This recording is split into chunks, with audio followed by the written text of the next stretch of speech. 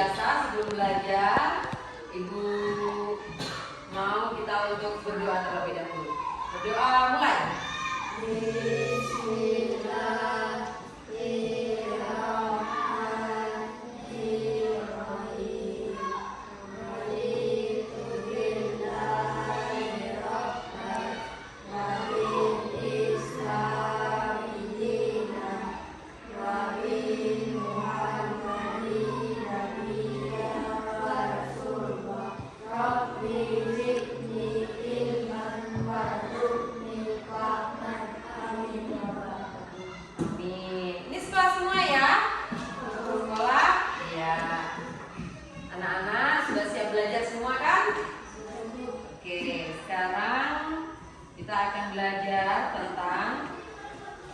Pahlawan dan perjuangan dengan subtema Tokoh dan Perjuangan Pahlawan Indonesia.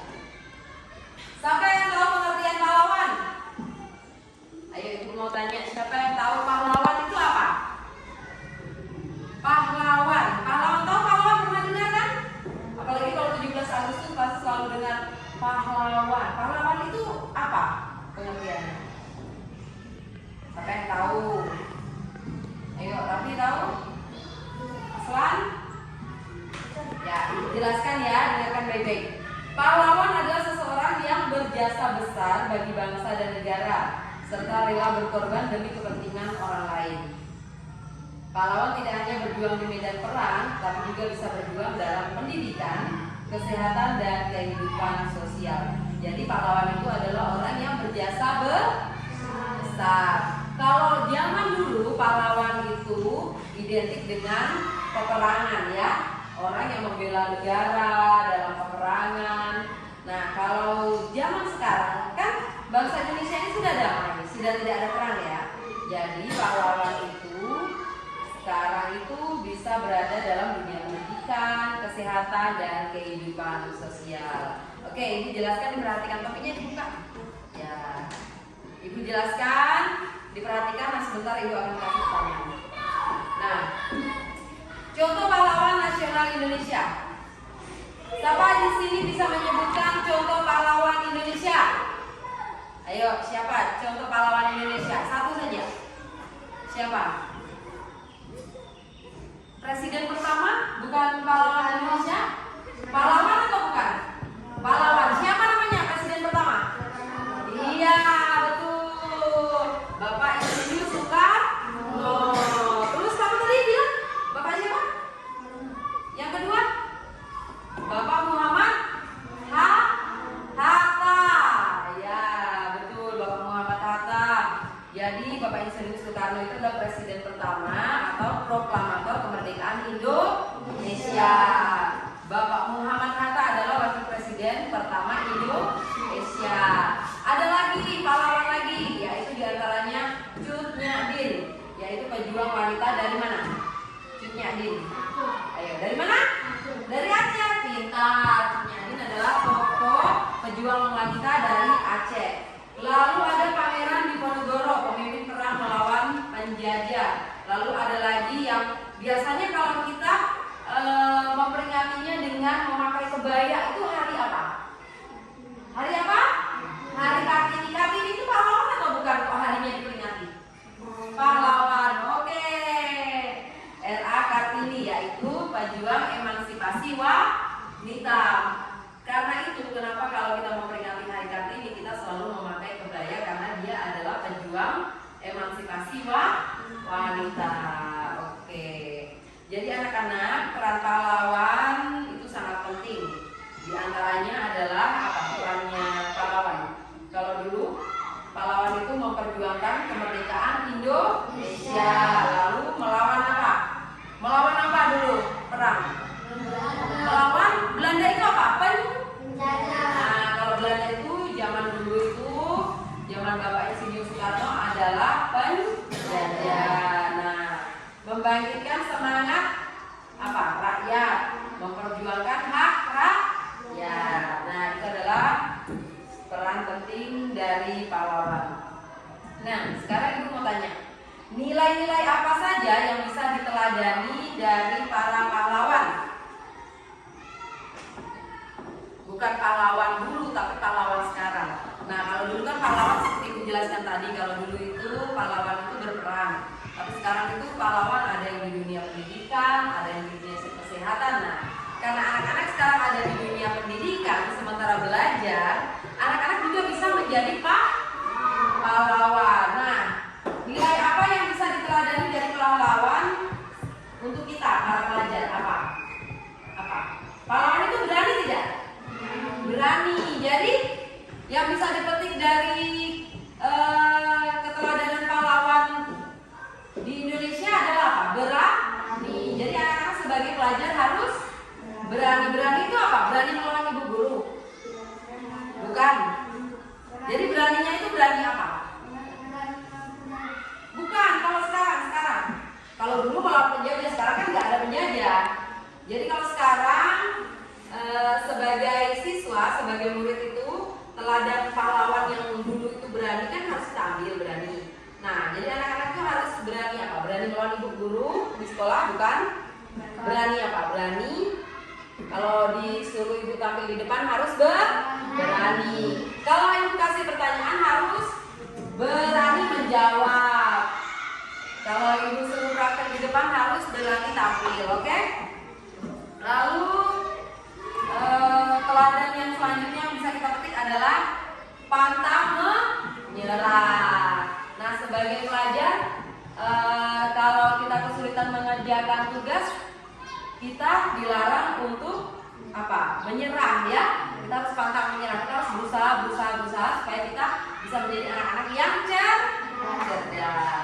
Lalu rela berkorban. Sebagai pelajar ini apa contohnya rela berkorban? Rela berkorban, misalnya rela berkorban untuk teman, apa? Nah, misalnya contoh kecilnya ya, kan Aslan punya penghapus, Raffi ingin menghapus tulisan yang salah. Karena Raffi tidak punya penghapus, Raffi pinjam ke Aslan. Aslan harus rela berkorban menolong teman. Nah, itu Aslan bisa disebut sebagai apa? Pahlawan. Bangga tidak kalau disebut sebagai pahlawan? Bangga gak Aslan? Oke, bangga. Nah, selanjutnya yang bisa dipetik teladani daripada pahlawan adalah cinta tanah air. Anak-anak cinta gak sama tanah air? Cinta. Wujud cintanya ke tanah air sekarang ini apa sebagai pelajar? Apa? Wujud cinta tanah air. Salah satunya ketika di hari Senin kita melaksanakan upacara bendera. Kalau kita benar-benar cinta sama tanah air, kita harus sungguh-sungguh ya. Ketika upacara bendera kita harus sungguh-sungguh, tidak boleh bermain. Apalagi ketika melakukan penghormatan kepada apa? Bendera. Karena anak-anak harus tahu untuk mendapatkan bendera merah putih itu banyak sekali darah yang ditumpahkan oleh para pahlawan. Kita sebagai pelajar generasi penerus bangsa, kita hanya meneruskan saja kemerdekaan Indonesia, oke? Kita tidak diminta untuk berperang, kita hanya diminta untuk menghormati apa? Bangsa dan negara ini, oke? Dengan lambang-lambang dan simbol-simbol negara. Selanjutnya kita bisa memetik nilai teladan dari para pahlawan dengan disiplin. Nah, pahlawan dulu itu disiplin enggak?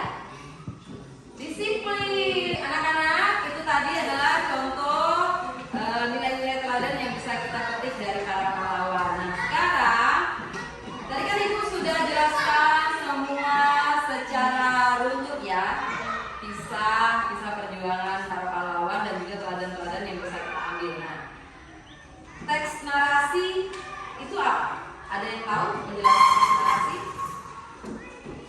Ada yang bisa menjelaskan teks narasi itu apa? Nah, teks narasi itu adalah teks yang menceritakan suatu peristiwa atau kisah secara runtut, seperti itu sudah jelaskan tadi. Nah, langkah-langkah menyimpulkan teks. Yang pertama, membaca teks dengan teliti. Yang kedua, menemukan informasi penting. Ketiga, menentukan tokoh dan peristiwa penting. Lalu yang keempat, menulis kesimpulan dengan bahasa sendiri.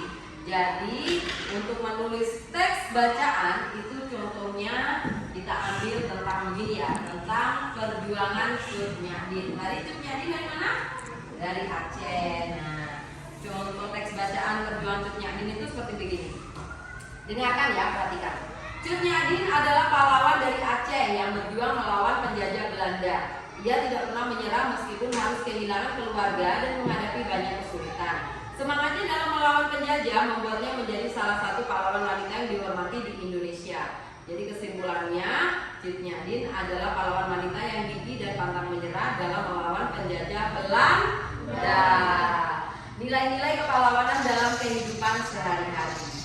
Pengertian sikap kepahlawanan. Sikap kepahlawanan adalah perilaku yang mencerminkan keberanian, tanggung jawab, dan kepedulian terhadap orang lain. Jadi pahlawan itu tidak peduli terhadap dirinya sendiri saja, tetapi juga peduli terhadap diri orang lain. Nah, contoh sikap kepahlawanan di sekolah dan di rumah. Mau tanya lagi. Contohnya sikap kepahlawanan tadi seperti apa tadi yang meminjamkan penghapus tadi apa? Membantu teman. Kedua, tidak mengejek teman. Tiga, melaksanakan piket kelas. Kalau di kelas diberikan piket, di sini ada piketnya kan? Ada. Jadi harus dilaksanakan. Lalu menolong orang yang membutuhkan. Jujur dalam perkataan dan perbuatan. Nah, kalau kalian jujur berarti kalian sudah memiliki sikap apa-apa pahlawan. Nah, jadi sudah mengerti kan? Kalau kita menolong sesama teman, kita berperilaku jujur, kita disiplin, kita sudah mencerminkan sikap pahlawan. Nah, nilai Pancasila dalam sikap pahlawan. Nilai Pancasila dalam sikap pahlawan ada yang tahu tidak? Terdapat pada sila keberapa? Sila keberapa? Sila kedua, yaitu tolong menolong. Lalu ada juga pada sila ketiga, yaitu gotong royong. Lalu sila kelima, yaitu tanggung jawab. Oke. Nah, sekarang Ibu menjelaskan manfaat meneladani pahlawan. Manfaatnya apa? Kalau kita meneladani pahlawan, kalau misalnya kita meneladani pahlawan, berarti kita hidupnya bisa semakin disiplin. Salah satunya. Lalu yang kedua, lingkungan menjadi harmonis. Bagaimana tidak harmonis kalau misalnya kita pinjam penghapus sama teman, terus teman kasih pinjam? Berarti kita bisa memiliki hubungan yang harmonis. Kalau misalnya kita pinjam, teman tidak kasih pinjam, nanti temannya marah. Jadi kita sudah tidak mencerminkan sikap pahlawan dan hubungan menjadi tidak harmonis. Lalu ketiga, menumbuhkan rasa cinta tanah air. Kalau kita meneladani sikap pahlawan, kita akan menumbuhkan rasa cinta terhadap tanah air seperti para pahlawan.